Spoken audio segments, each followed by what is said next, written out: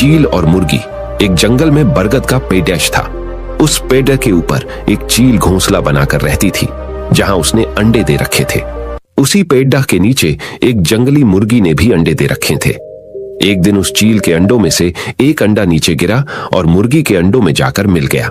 समय बीता, अंडा फूटा और चील का बच्चा उस अंडे से निकला और वह यह सोचते बड़ा हुआ कि वो एक मुर्गी है। वो मुर्गी के बाकी बच्चों के साथ बढ़ा हुआ। वह उन्हीं कामों को करता जिन्हें एक मुर्गी करती है।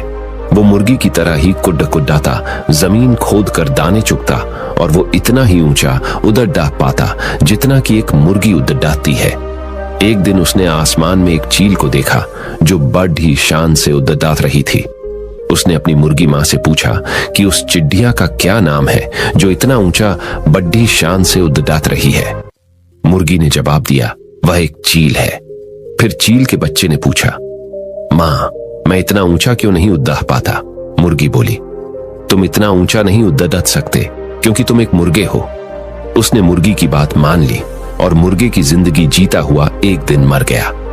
इस कहानी से हमें यह सीख मिलती है कि जो भी हम सोचते हैं या कुछ नया करने की कोशिश करते हैं तो दूसरे हमें यह कहकर रोकते हैं कि तुम ऐसा नहीं कर सकते, ऐसा नहीं हो सकता, और हम अपना इरादा यह सोचकर बदल लेते हैं कि वाकई मैं यह नहीं कर सकता और हार मान लेते हैं।